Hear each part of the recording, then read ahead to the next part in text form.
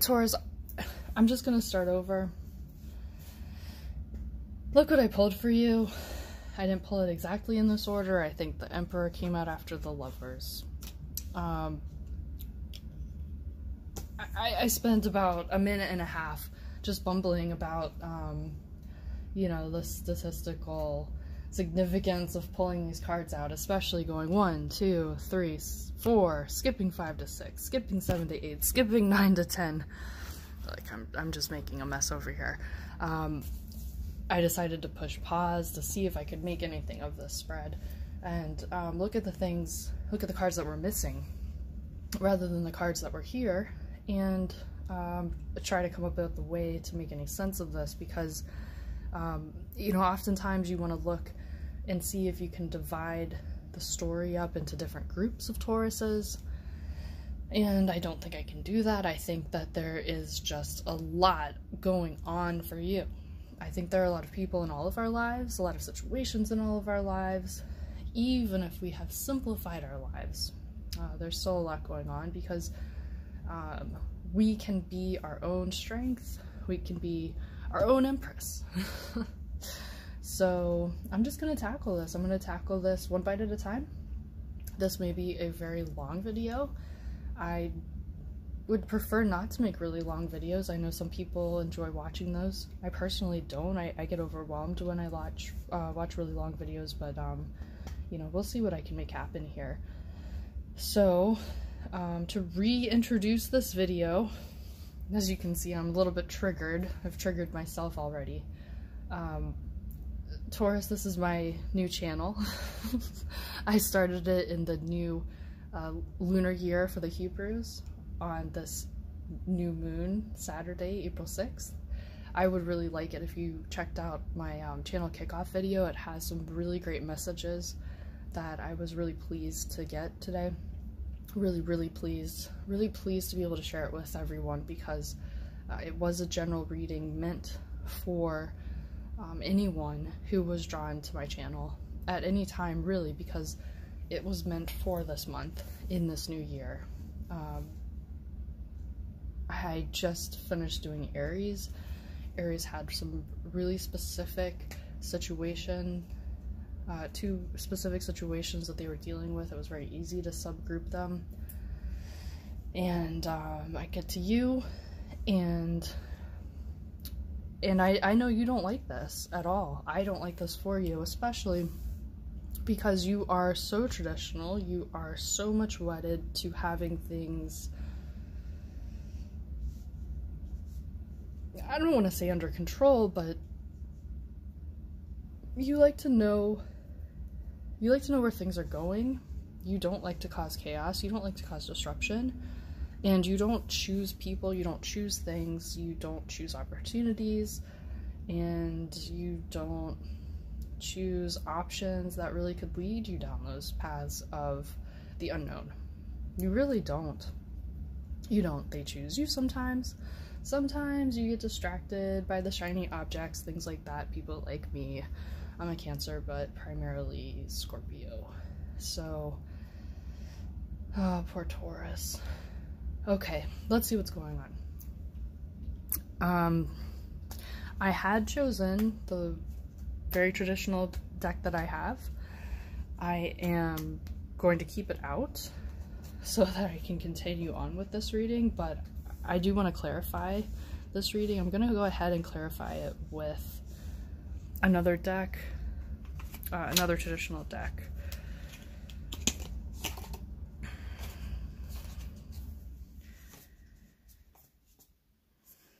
Poor Taurus, what is going on with you? I mean, I don't want to read your whole freaking life to you right now, but that does seem to be what's happening. I don't know if I'm telling a story that is just following the major arcana, you know, chronologically. I don't know if I'm talking about the past. I don't know if I'm talking about the present. I don't even know if I'm talking about the future. Honestly, I'd like to just draw a yes/no card.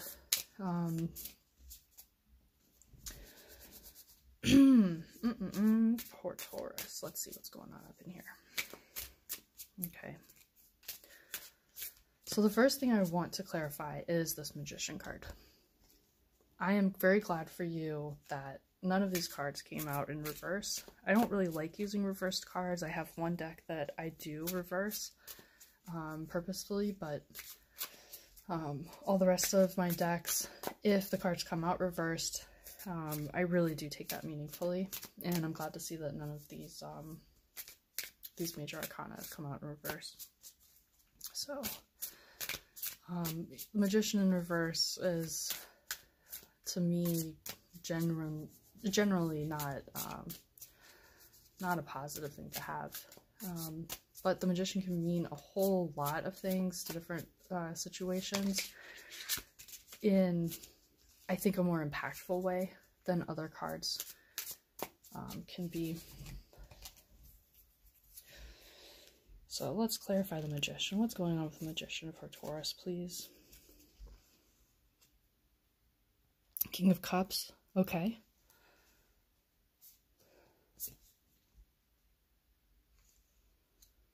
The Lovers. Wow. This is very self-referential. King of Swords. Good grief. Taurus. What the heck? What's going on with you? What is going on with you guys? Ooh. Okay, well, since we're getting Cups and Lovers here, I'm gonna jump to the Empress. I'm jumping to the Empress because the Empress is a water card. It actually is the Cancer card of the Arcana. I'm a Cancer. I feel very comfortable with this card, so let's do it. I'm sorry. High Priestess. Let's go backwards. Let's go forwards. Let's go backwards. Oh, I see. Oh no, someone did you dirty. And you don't even know where to begin.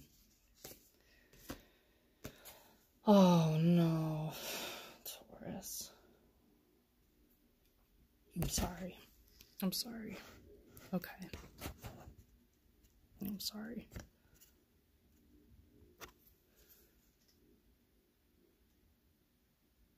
Oh, good grief. I see.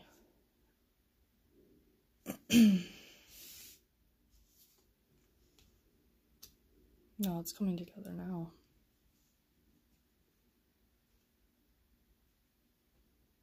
Okay.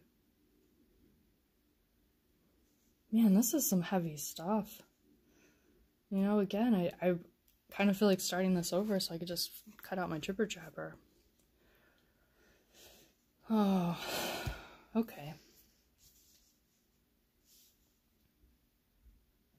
Well, here we've got something that that makes some sense. So, the Magician. This is you, Taurus. This is you trying to create some stability in your life, trying to create order out of chaos. As you would see in my my debut video today, I laid out 2 scarves here to represent yin and yang.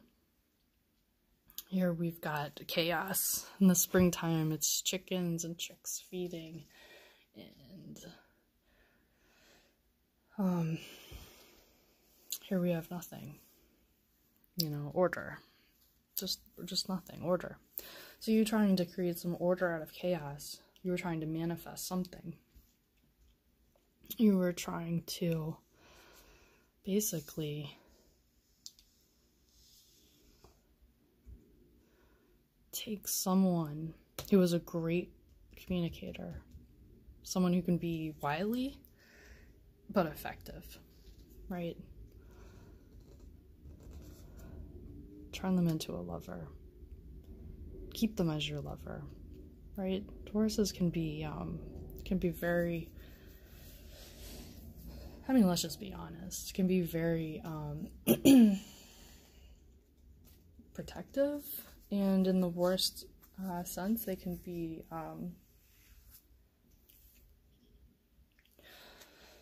in the worst sense of the word, protective can be possessive. And here we have the King of Cups. Now, the King of Cups is more about emotions, and emotions are the opposite of thoughts, right? They're the opposite of communication. This is what's going on deep within. This is how things affect you, and this is how you are affecting things. So trying to rein someone in, trying to be protective, protectful, possessive, concerned to keep someone or something for whatever reason out of love. Whether it's a twin flame situation, whether it is just out of deep respect, harmony, some kind of anything, any kind of love, but I'm getting serious love that affects you. Let's just put it that way. Love that affects you deep down to the core. You know, it's almost like you could not find a way through your use of magic, through your manifesting, through your negotiating, to cause the emotions and the thoughts and the communication to walk that line, to come together and to bring chaos to order, and to bring order to chaos, to bring that yin and yang together and create a circle that is balanced.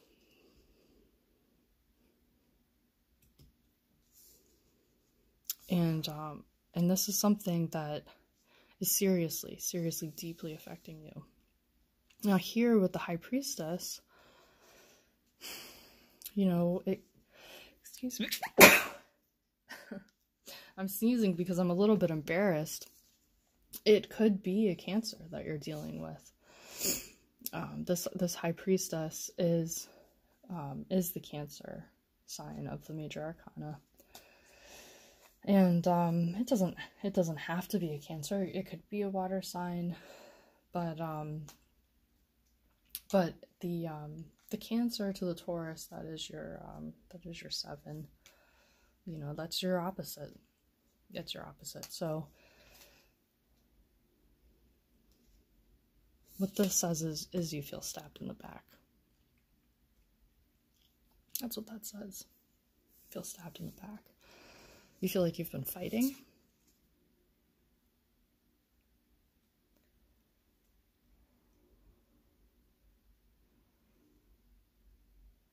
And I'm not exactly sure what this Ace of Cups really means here in regards to this High Priestess. So you know, this Biddy Tarot deck is kind of simplistic in what the book has to say about it, but I'm going to go ahead and let the book tell me specifically which keywords to queue up on that Ace of Cups. You know, you can say a lot about Ace of Cups, so we're just going to do it. Let's see. It says, you are filled with happiness, joy, and bliss. Creative opportunities are abundant. There may be new love, friendships, or art projects available to you now.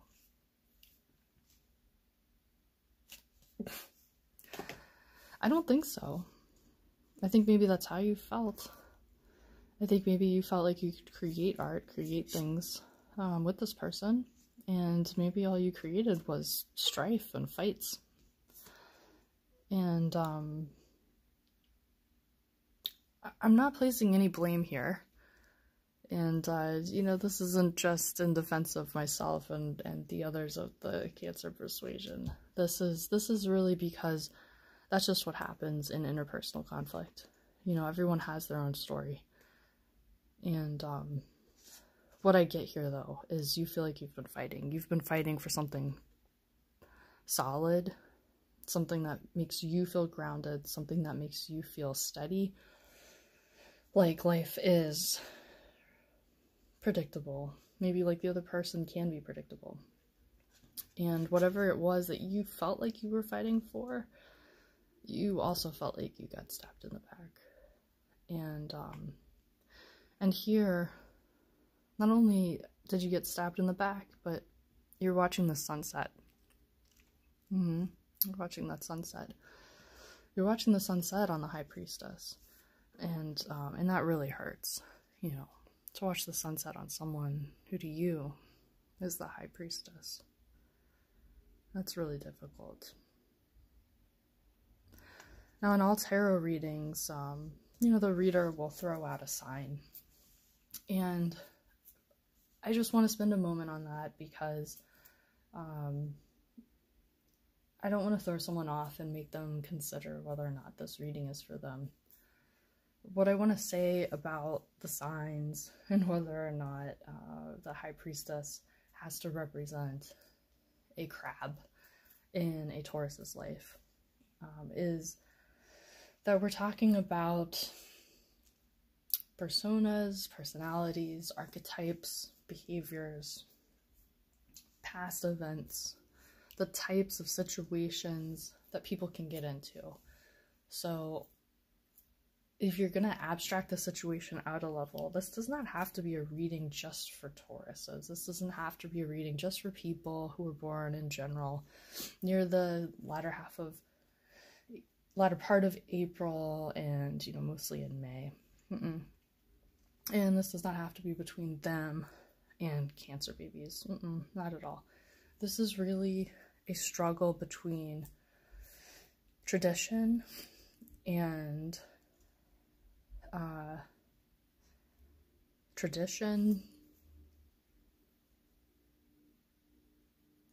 long-termist thinking,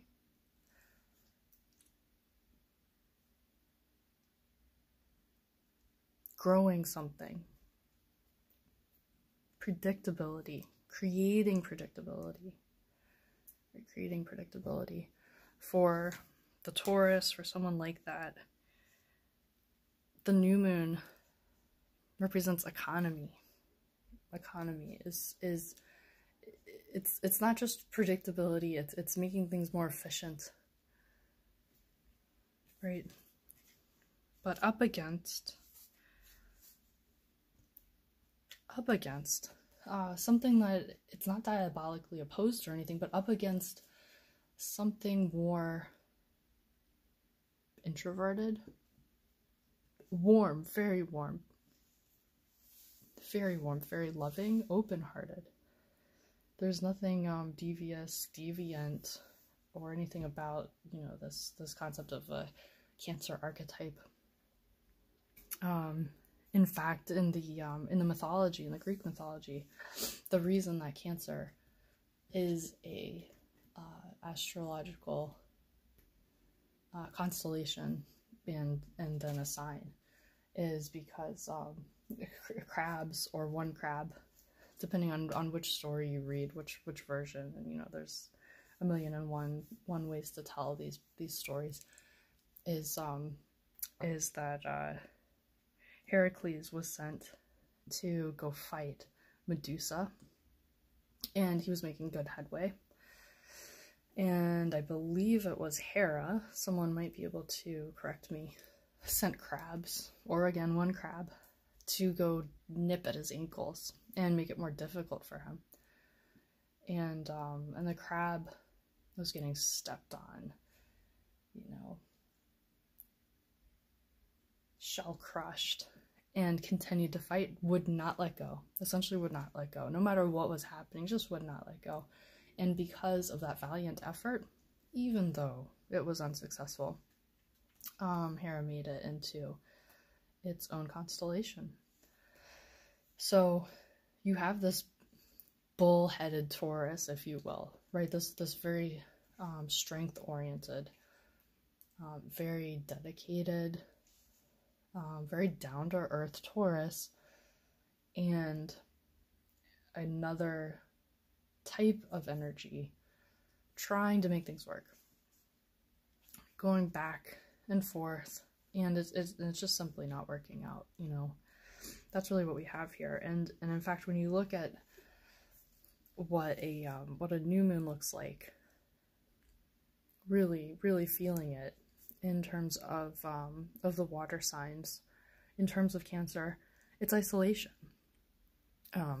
Cancers do like to spend time alone. They're homebodies. Taurus, not necessarily. No, they're out there making things happen. You know, they're out there growing the pentacles. And you know, this is just the story that seems to be revealing itself through these cards, is your High Priestess. Whether it's a Cancer or not, your High Priestess is someone who just did not want to settle down in the way you wanted to settle down. Perhaps they were a homebody. You know, maybe it's just that simple. Or perhaps, you know, if there's a third-party situation, perhaps they let someone else in while they were home and you were out. While you were out making the money. While you were out growing things. You know, perhaps every time you came home there was a fight. Perhaps you were fighting over which traditions to take. You know, which traditions you were going to follow in the home. Maybe you're trying to figure out how to raise your kids. Maybe you're trying to figure out what kind of wedding ceremony to have. You know, it could be anything. But that's really what we've got here with this High Priestess. Is that water versus earth sign fight. And it is really powerful. This Magician, yeah. He's holding up the wand. The Magician is fire. This is just very fiery situation. Okay, so now we've got the Empress and the Emperor side to side. The Empress here is Venus. And the Emperor, I don't want to get this wrong, but I think, I don't want to say Mars, but I think Mars would go very well with Venus. I don't know. I'm not really that big. I'm personally just not that big into assigning, you know, planets, etc. to these cards, but I think they can, you know, lend some light into what they can mean. But, you know, really what we have here, as far as the story of the Major Arcana goes, is the Magician is 1 after 0. The 0 is the Fool, of course. Right, so the Magician is trying to create things into being, right? And then after setting off with no idea, nothing holding you back, just imagining anything can be possible, right? And then the Magician is making anything be possible, right? Using any tools that you want at any time. And then you've got this High Priestess, which is love, just abundant love. Love for anything, right? Especially love for this most sweet, difficult to eat fruit, the pomegranate. And then here we have the Empress and the Emperor. And the Empress is here wearing a robe of pomegranates, right? Not just a backdrop of pomegranates, but an entire robe of pomegranates. There's a stone of a heart. She's holding a wand. This Emperor is holding this scepter wand. He's sitting on a throne with ram's heads. I guess Aries. So yeah, Mars. And together the Empress and the Emperor are, I mean, they're in charge, of course, but through the Empress, and Emperor, you get a balance, right? Through the Empress, you get that motherly love. You get that maternal, feminine, if you will, instinct for leadership, which is to provide, and to provide in a nurturing way. Where when you first set out, you're not providing for anybody, right? You're just taking. You're taking for yourself, you're trying to make something. The High Priestess is someone that you may fall in love with. The High Priestess is someone that may have special powers or abilities that you would like to garner for yourself or become. And then this Empress has these special abilities to make you feel something that you would like to make others feel. And then this Emperor is someone who's able to wield power in a way that is fair, a way that is balanced. It is all the four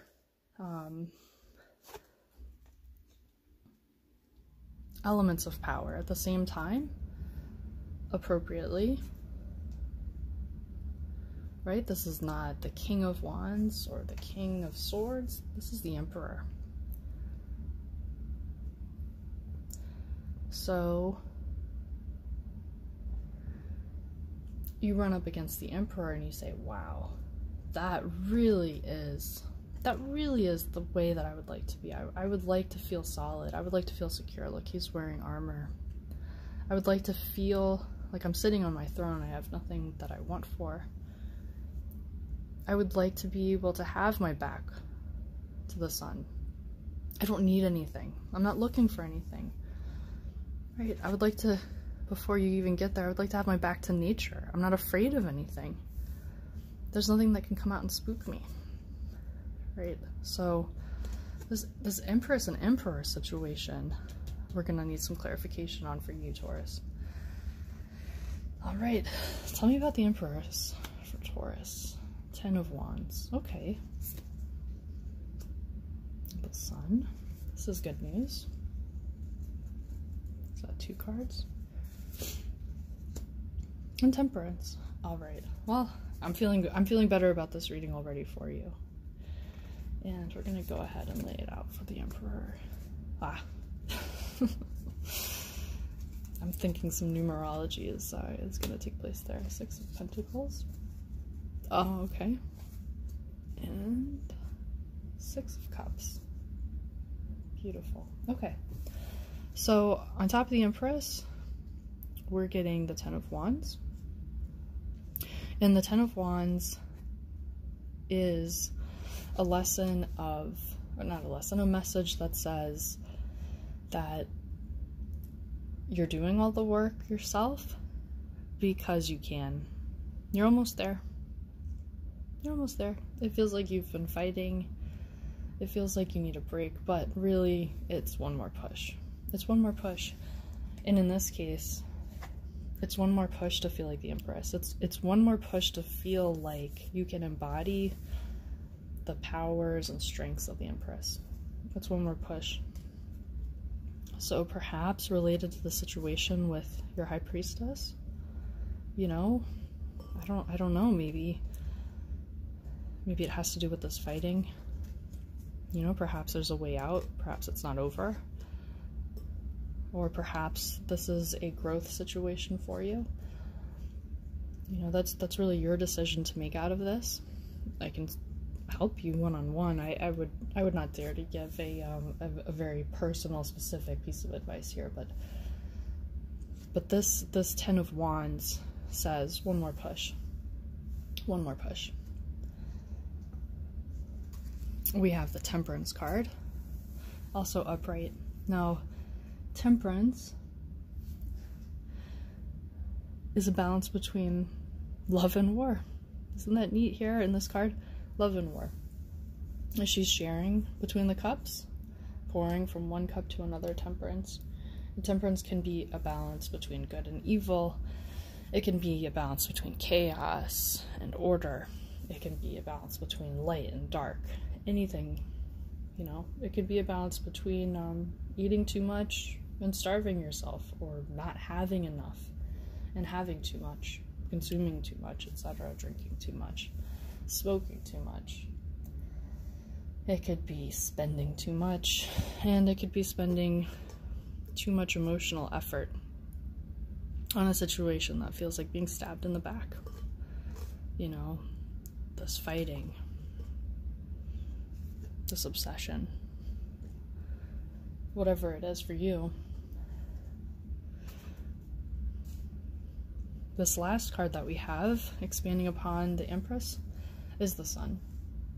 And whether the Sun is on you, saying you're going to get there, or whether the Sun says you are there, The Sun card is always good. Always, always, always good. What I really like about what we're doing right now, as per the chronology, is I don't see any tower moment. I don't see any death. I don't, you know, we've got the Wheel of Fortune over here. But so far, you know, we're in the mix right here. And only you know what it is that you've gone through so far. Only you know if you're past the scenario, if you already feel that you're embodying the Empress, if you feel like you're already embodying the Emperor.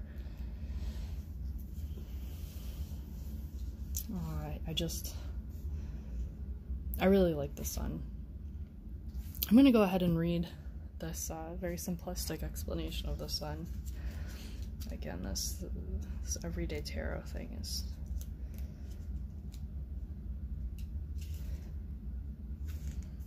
You are surrounded by warmth, radiance, and vitality. You're lit up, energized by possibility, growth, and success. Radiate your light and shine it on the world. And you know, I think the Sun card goes really well with the Empress. It does. You know, that to me would be a message of the Empress, is just radiating, making people feel comfortable coming to you.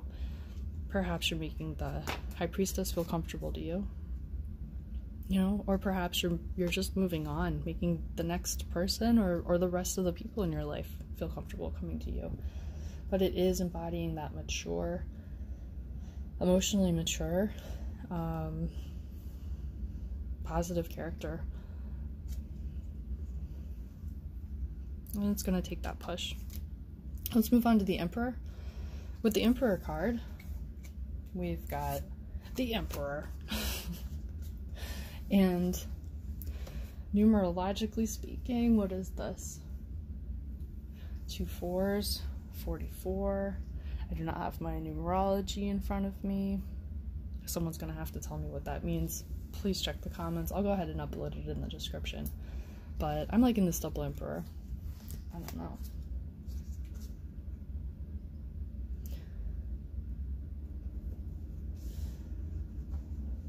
I'm thinking this is a good thing.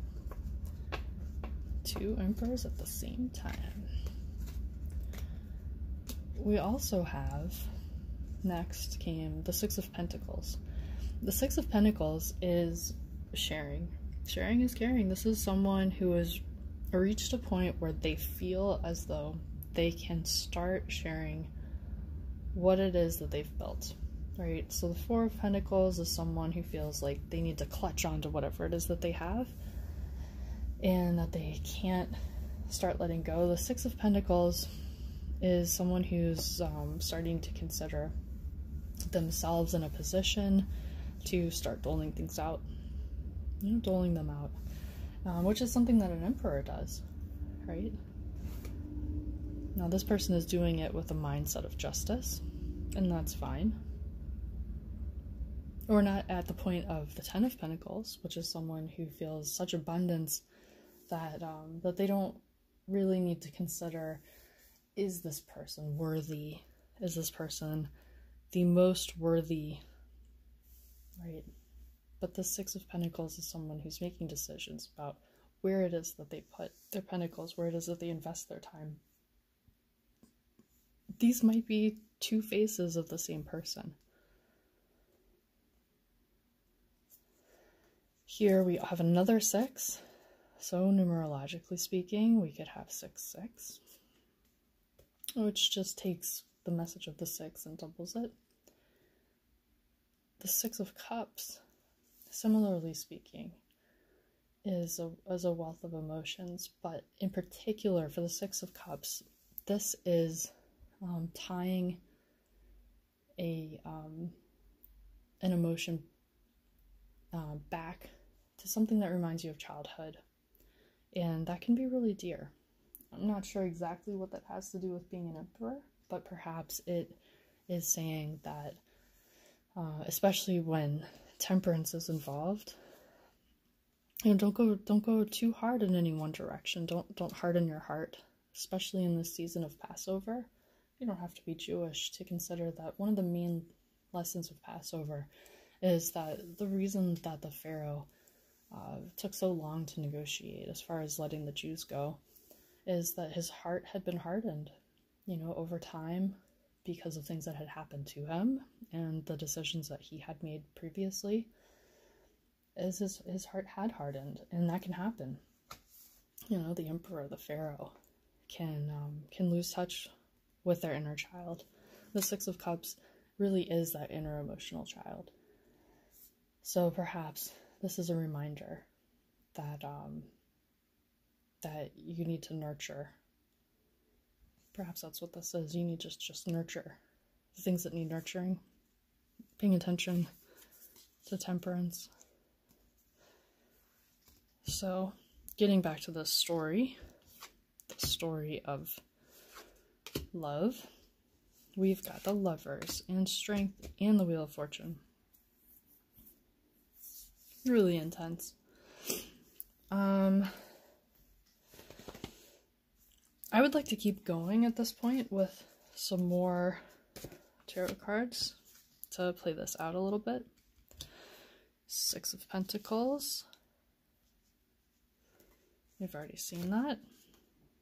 Ace of Wands. Okay, this is getting a little bit more helpful. Two of Pentacles. And Justice. Okay. I think this is becoming more clear for us now. Okay, so clearly this is a situation of Lovers. I don't know that we really need to expand on the Lovers. I think you already know who it is you're dealing with. I don't need to tell you more about that. I kind of went into it with the High Priestess, whatever. If you're coming here to have me tell you by the Sun who it is you're dealing with, you're at the wrong channel. But here we've got the Six of Pentacles showing up again, and I think that's really important, because when it comes to the Lovers, when it comes to the people that you have in your life, right? When it comes to, where is it? This last push, this last effort, although you're feeling backstabbed, it is saying to you, the message,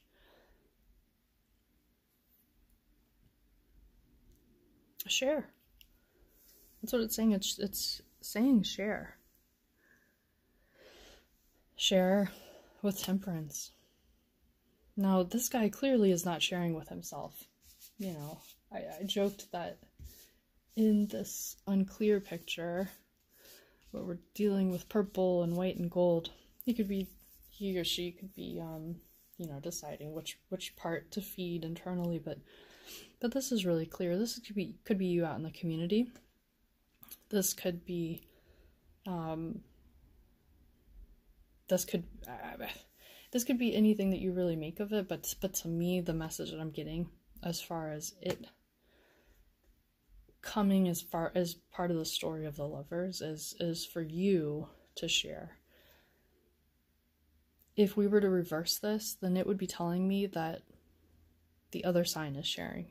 The other sign's message is to share. And you know what? If you knew that the other sign's message was to share, and that they were struggling with that, don't you think it would be helpful for you to share? Just to see? Just to see. Nobody loses by being the first person to be kind. Nobody loses by being the first person to be charitable. In fact, it's called being the bigger person. And, frankly, Taurus, you can do that and just keep moving. So, whether it's you or not you, it really doesn't matter, I don't think. Not in this situation, especially if you want to continue and not have all of this emotional overhead that you're dealing with, because this is tough. This is really tough.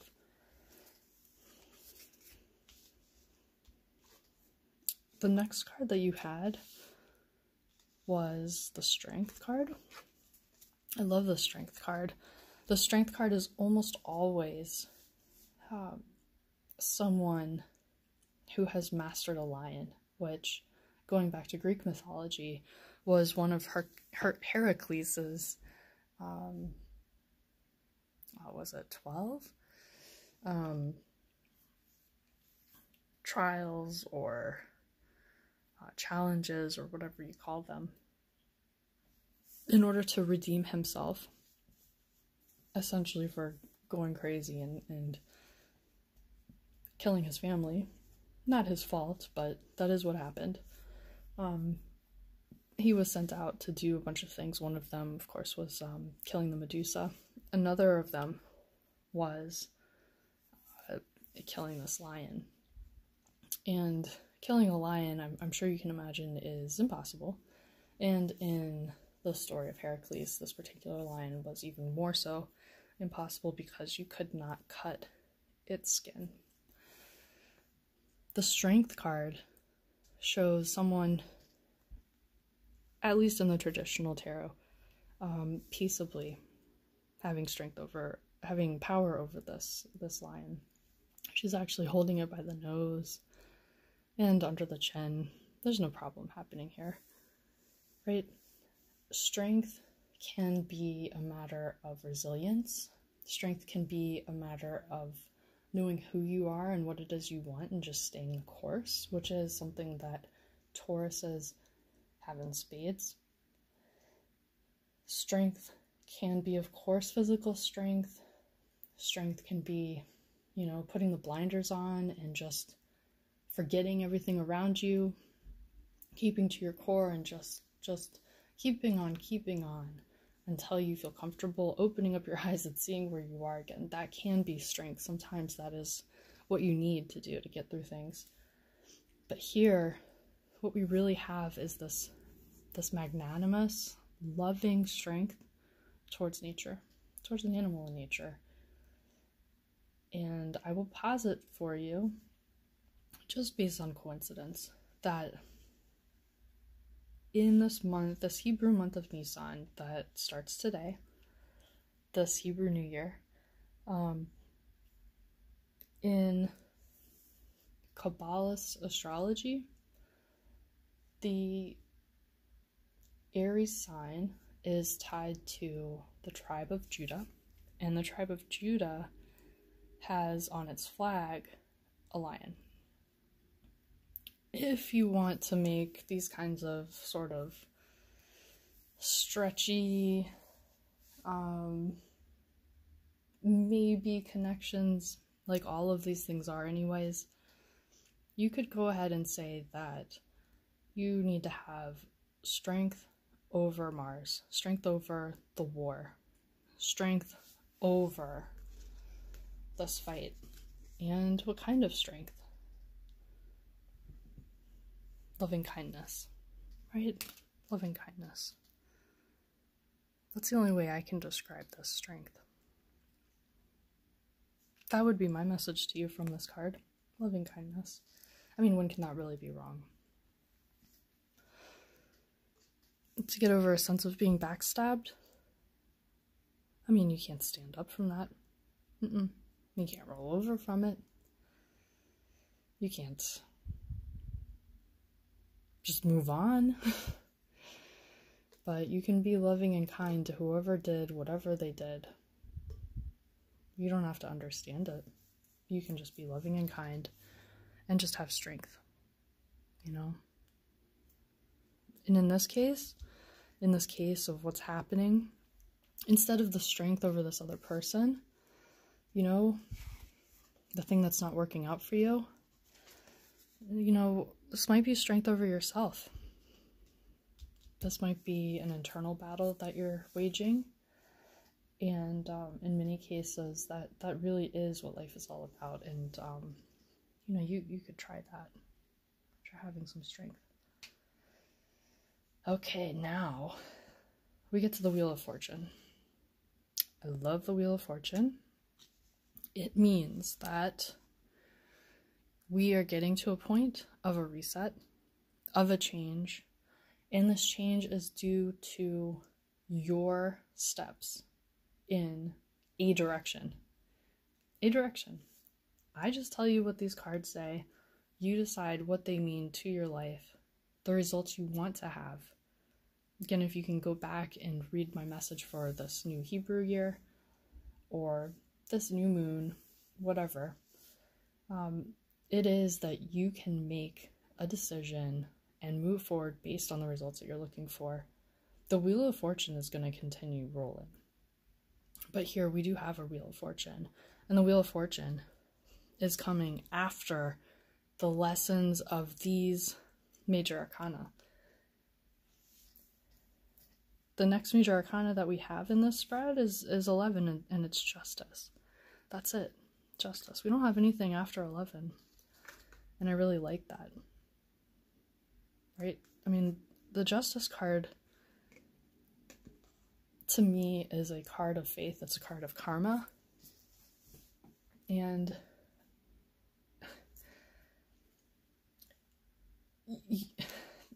you're never Justice. I'm never Justice. Justice is not, in my opinion, should not ever be personified. It shouldn't. The laws of man are only here to make society work the best that it can. Can't keep people from feeling backstabbed, right? You can't do that. But justice prevailing is a sense of things moving in a direction that will feel okay. You might not always feel okay about what happened. You might not always feel okay about what transpired. You might not feel okay about the things that you did, but you can always look back and say, I did the best I could.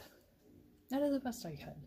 Whether you decide in the moment to think, whether you can think, right? Right now you're watching this video because you are looking for answers. You are looking for things to think about. You are looking for things to connect to and feel, to help you make some decisions, to at least help you move that thing that's in your heart, help you move it, help you take that last step, push that last push. You're going to get towards justice. One way or another, you will. Things will not work out the way that you thought they would, the way that you thought that they should. That's true if you sit there and drink water for 20 days straight. Some of us will have a heart attack. Others of us will simply lose 17 pounds. Right? We don't know.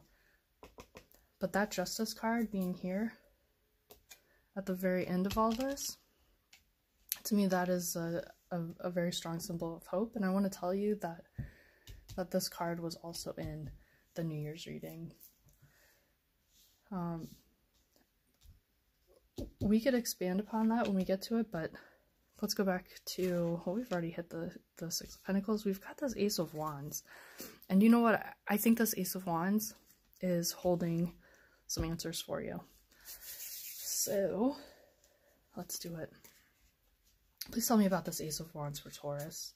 Tell me what's going on with this Ace of Wands. 8 of Wands. Wow. The Moon. Okay. And 9 of Pentacles.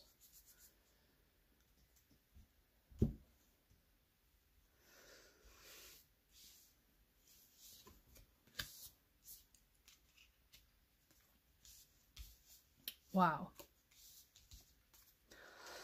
Okay, so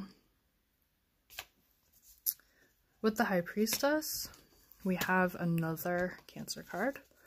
Another very strongly, another very strongly water card. This is in fact a Scorpio card. The Moon is a card of secrets. It's a card of the unknown. It's also a card of soul searching. It is. It's a card of begging for answers. This isn't a whole moon. It's not a new moon. It is asking inside of ourselves, please tell me, what is the answer? What is the thing that I'm searching for? Please, please. And I like that you're there. So the answer is there. You're looking for it. This 8 of Wands being here on top of the Ace of Wands, giving you some directionality on this Ace could be helpful. I don't really know yet. Let's see. We've got this 9 of Pentacles. So the Nine of Pentacles clearly becomes before the Ten of Pentacles. And then we've got it linked to the Two of Pentacles. These decks are both very traditional, but I don't want to, again, lose out on the very simple messages of the Biddy Tarot. So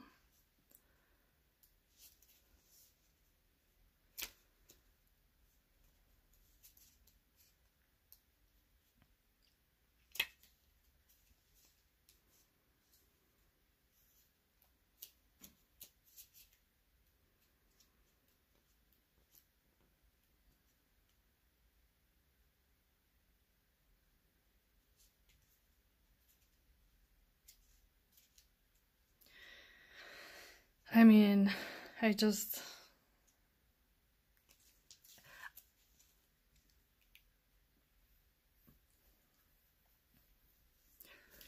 is where I really don't like how the cards come out when they come out if I don't think quickly enough.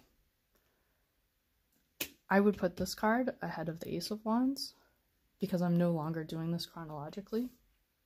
Even if we did, okay, fine. The Two of Pentacles is always juggling things, and it could, if you want it to be, working with someone else, working together. It doesn't have to be working together well, right, because there's this juggling act, but it is juggling things, in particular priorities, you know, how are you supposed to do this and that at the same time. Ace of Wands is always moving out with a new idea. All right, where do we have the Ace of Wands? We've got it somewhere over here. I'm sorry, King of Swords. Alright, King of Swords and the Ace of Cups. So we've got the Ace of Wands, which is moving out on a new idea. And, you know, a lot of fire, a lot of passion.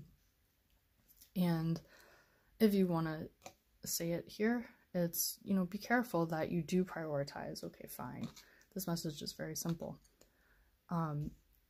The Eight of Wands means that things are happening quickly. They're going to start falling into place. And that's always a nice thing to hear. I think what we're really looking for out of this reading is some time frames. And I'll go ahead and look for that in, probably use the oracle cards for that. So things will be moving quickly. And the Nine of Pentacles, of course, is creating abundance. In fact, here, this feminine energy is pregnant. So we're creating abundance. It hasn't come to fruition, but we are creating abundance. Creating abundance, managing our priorities as always. You know, we do the best that we can. And then the overall message is that justice will prevail. There's a reason for hope. And there's a reason for faith, as always. You know, what do you have if there's no faith? It's like a financial advisor told me, if you don't believe in the American economy, then you shouldn't even keep your money in dollars, right? If you have no reason to have faith, then you have no reason to have reason, right? So this nice bookend to your reading, coming from the Magician, where anything can happen, anything is possible, trying to manifest anything and everything. The Lovers, this High Priestess, and not working out, trying to gain control over emotions, over independence, over actions, over others, over yourself. Coming up with new ways of being, thinking, doing, gaining control in new ways, doling things out in the right way, pushing in new directions so that that wheel of fortune turns, discovering hidden truths. forcing that change, especially that change that sets you free. Creating something new.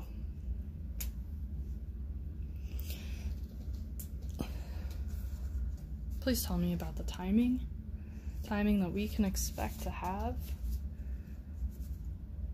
for poor Taurus. Let's see, here we go. There's the moon cards. We need some timing for Taurus in this situation. Complicated situation.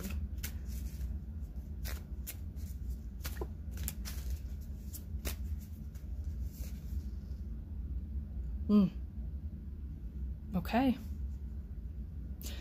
So this is going to take another phase of the moon, which actually doesn't take very long at all. And for you, Taurus, it's going to come right before another new moon. It's going to require negotiation. And let me check the moon chart that I've got to let you know when the next phase is coming, because that's as quickly as you could resolve this situation. We've got this full moon on, what is that, the 19th or 20th?